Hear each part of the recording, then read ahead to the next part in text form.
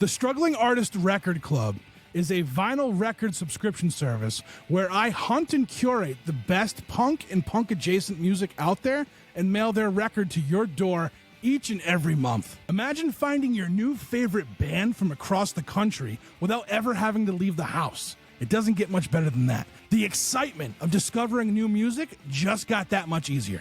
As a member of the Struggling Artist Record Club, you are going to receive some of the best music you've ever heard from bands you may never even heard of. Whether you've been collecting records for years or just starting out, the Struggling Artist Record Club is designed specifically for you.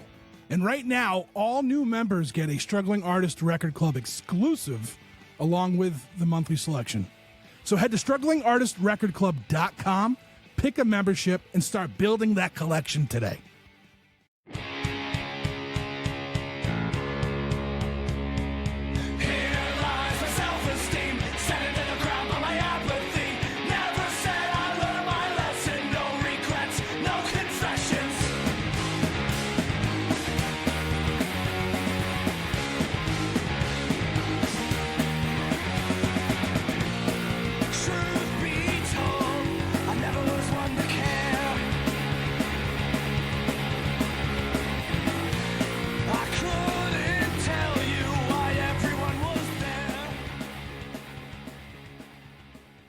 Welcome to the Struggling Artist Record Club's June selection, which is volume number 44 of the DCPC live albums featuring M.A.C.E and Trash Diva.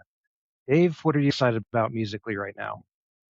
Well, Tim Barry is one of my favorite artists of all time, so I scored a test press bundle.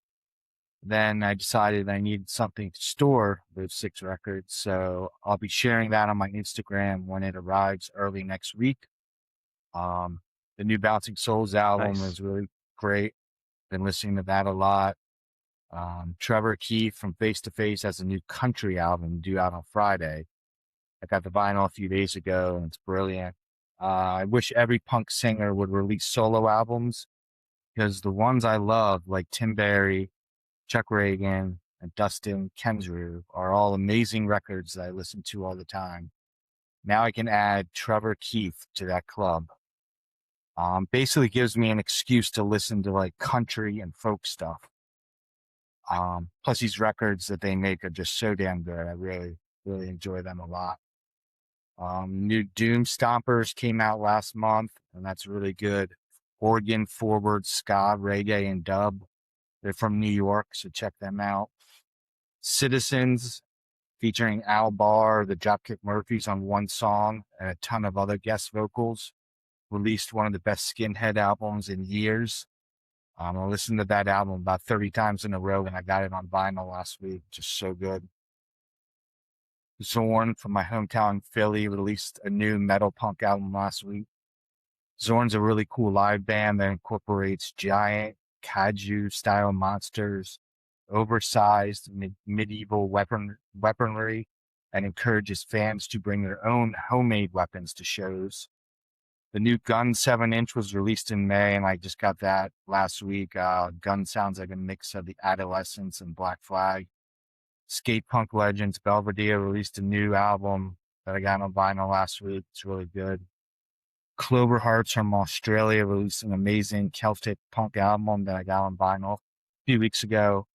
Neurosis released an epic double album that I just got on vinyl.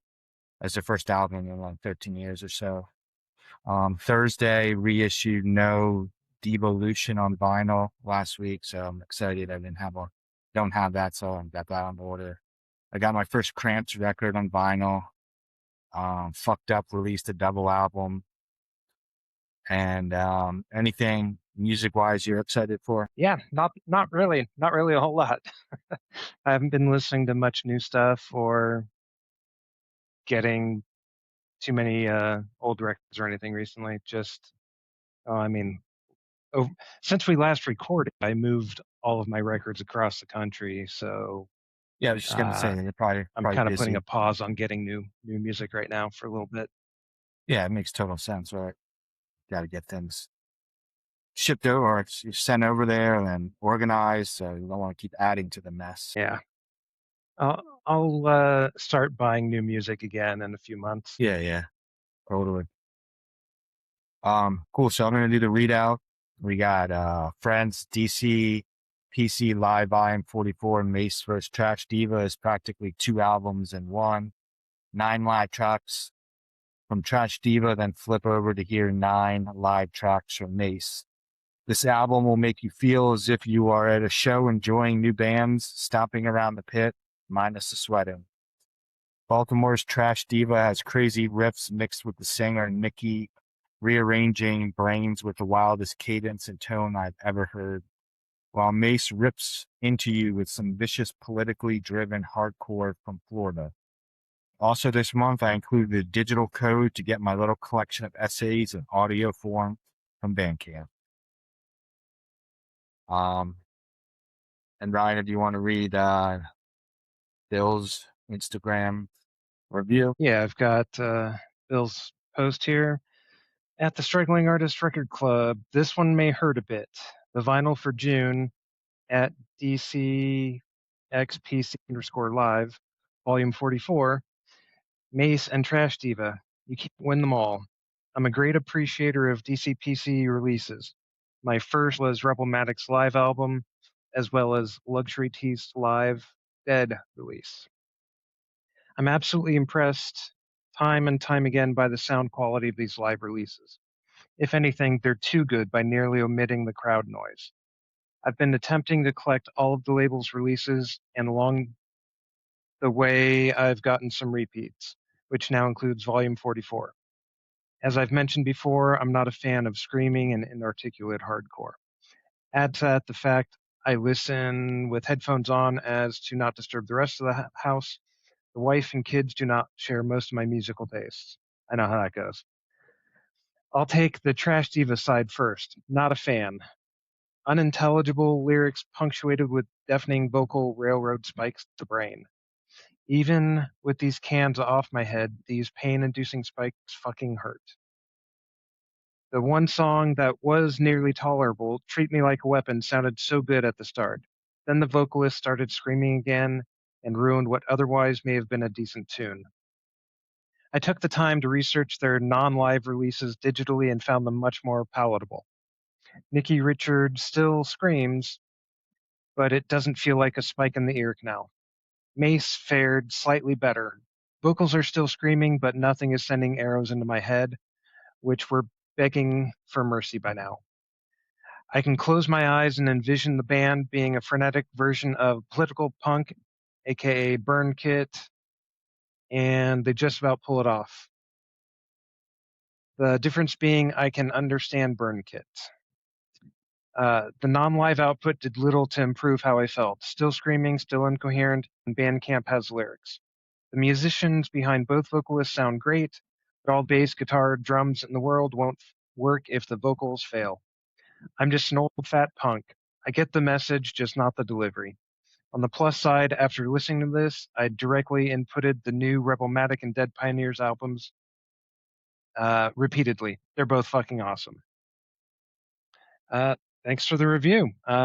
Yeah, I've said recently quite a bit that not everyone's going to hit, and sounds like this one was a swing and a miss. This one would have really there. benefited with a lyric sheet.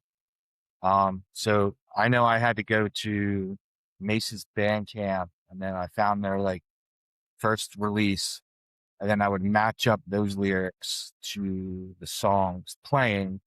I think about half of those songs were on there. So yeah, a lyric sheet really would have helped, or just put the lyrics on the Bandcamp. Just for aggressive music, you just really always need lyrics. And just like we've always said a million times, you can't connect with an album as much as you want to without lyrics. So it's pretty simple. So I'm going to go ahead and read my review now. When I finished listening to this record, 2 things came to mind: the band Gloss and the label Profane Existence. Let me explain. Gloss from Olympia, Washington hit the punk scene in January of 2015 with a demo and followed it up with Trans Day of Revenge a year later. It was like a nuclear explosion had landed. People were freaking out over this band. I've never seen so much love for a hardcore punk band like that. The music was fast hardcore, but played really well. I bought both of those albums and really enjoyed them. Besides the music being amazing, the trans message probably got people excited too. This was the first band I remember that sounded this good while flying the trans flag. That's just a guess though, since this was about a decade ago and I don't remember all the details exactly. I believe Gloss actually broke up because they got too popular and it was too tough for them to handle, if memory is correct. Anyway, after I finished listening to Trash Diva and M.A.C.E, I went back and listened to Gloss and felt like both these bands must have been influenced by them. So yeah, I really enjoyed the songs by both these bands. They play a raging style of hardcore that hits hard both lyrically and musically. The second thing I thought about after listening to this record was the label Profane Existence. Profane Existence has always been one of the most punkest labels around. They specialize in crust punk, but I could see them releasing music by both of these bands. The reason I thought of Profane Existence is because of the lyrics from both of these bands. They reminded me of the lyrics from most of the Profane Existence bands, especially a female-fronted band called Appalachian Terror Unit. These are lyrics that address issues like trans rights and queer voices. Like I said, I feel like these bands could release something on Profane Existence. So I encourage you to check out that label. They've been around since 1989, and I have a lot of their releases, and they're still putting out albums. Some of my favorite albums from them are Nausea, Doom, Misery, Osrodden, Provoked, and Flower. Flower was the last release I got from them a few years ago. They're from New York and play raging crust punk with amazing female vocals. I'm pretty obsessed with albums that have that crust punk sound with female vocals. There's another band called Lifeless Dark that's not on Profane Existence, but they also play really good crust punk with female vocals, and they put out an amazing album last year that I still listen to a lot. Some other information about the bands. Trash Diva was formed in 2023 in Baltimore, Maryland, and they're inspired by bands like Scal, Space, Punitive Damage, Bug-In, Black Flag, and Coalesce. Baltimore, Maryland is a hotbed of hardcore right now, with bands like N-Rain, Jive Bomb, End It, Casket, Angel Dust,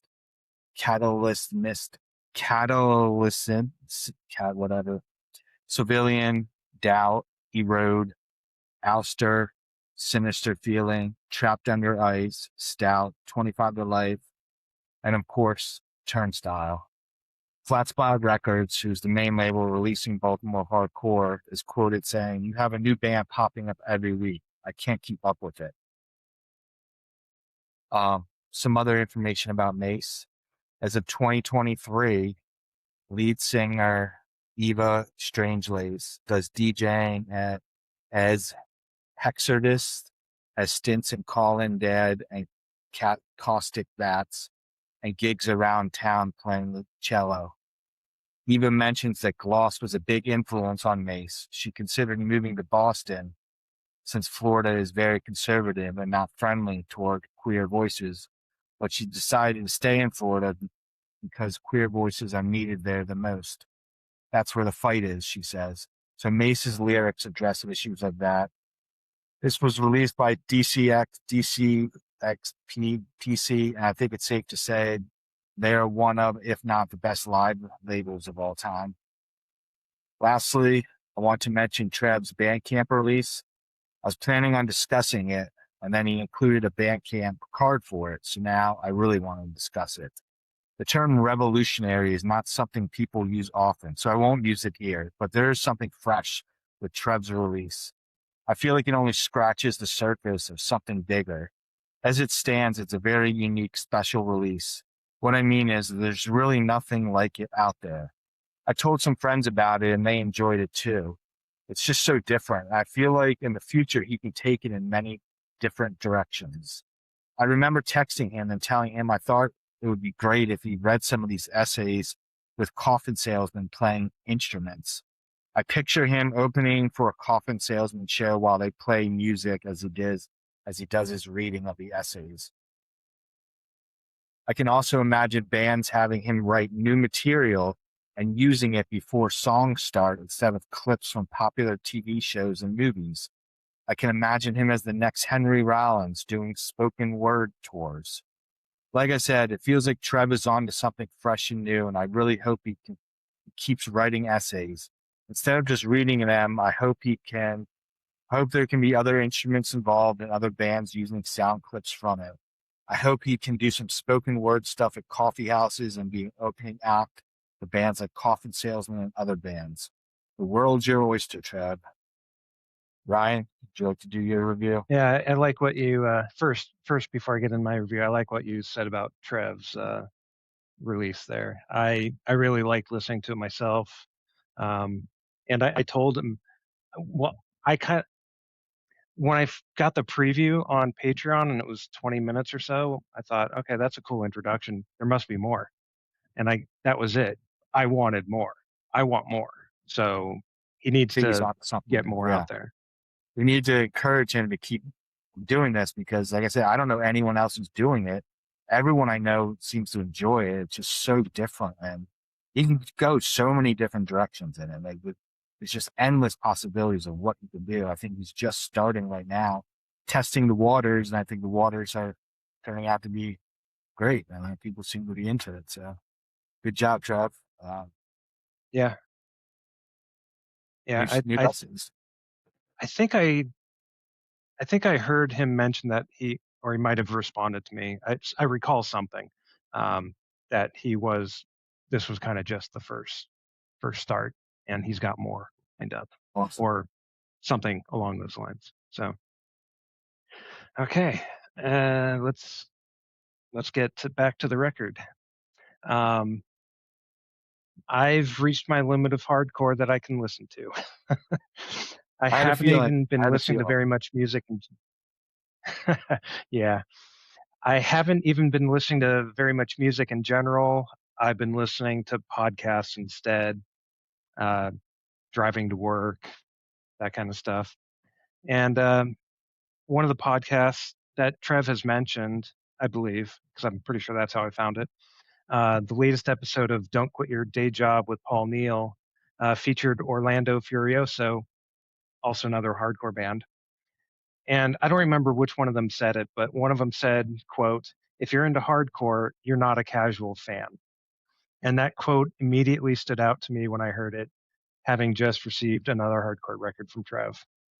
Hardcore fans really are into hardcore, and I'm just not. More than half a lifetime ago, I did listen to a few hardcore bands like F-.